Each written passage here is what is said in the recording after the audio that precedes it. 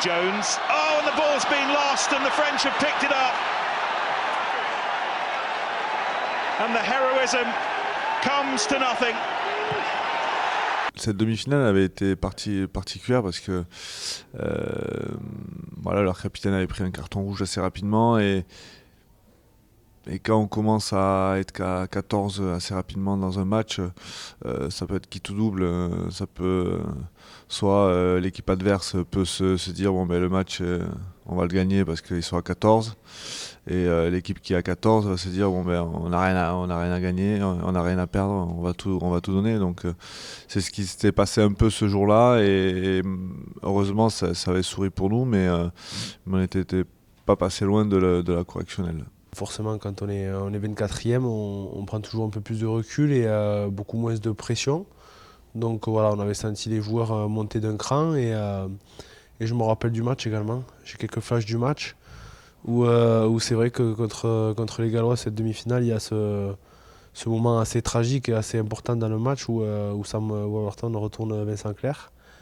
Et je crois que c'était à peu près à la 20e où il y a ce carton rouge et du coup ça a changé complètement la physionomie du match, où du coup ça a libéré les Gallois et nous ça nous a crispés. J'ai envie de dire que je retrouve un peu l'état d'esprit collectif un groupe qui pouvait exister en 2011. Après le contexte est différent. En 2011 on se qualifie presque miraculeusement en perdant contre les Tonga au dernier match de poule. Donc, mais cette défaite face aux Tonga nous avait permis justement de prendre conscience de certaines choses et de repartir de l'avant, et ça nous a permis d'aller chercher cette finale. Là, le contexte est un peu particulier mais encore une fois, le contexte est différent, mais on va dire c'est la première fois qu'il y a un match annulé, donc c'est quelque chose qu'on n'a jamais connu, donc il faut le digérer, bien le gérer. Donc j'ai envie de dire que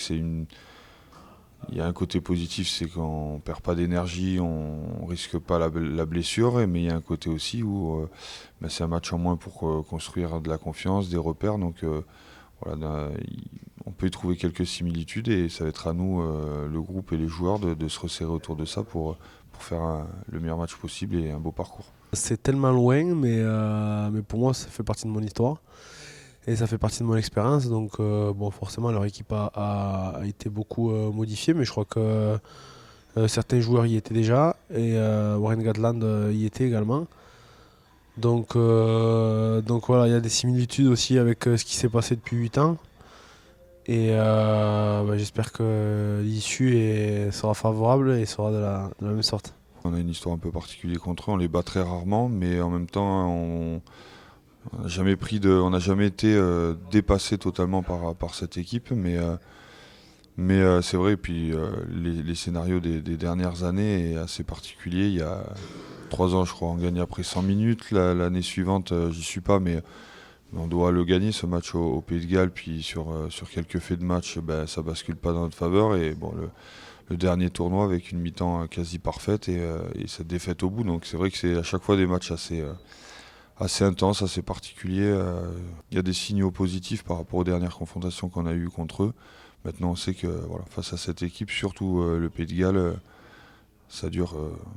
Faut être présent sur 80 minutes, voire beaucoup plus. Donc, il ne faudra surtout pas lâcher, quelle que soit la physionomie du match, mais avoir confiance aussi en nous et se dire que c'est un peu le paradoxe du rugby français. On est capable de battre n'importe qui, mais on est aussi capable de perdre contre n'importe qui. Donc il faut en prendre conscience et être sûr de nos forces et avoir un peu confiance.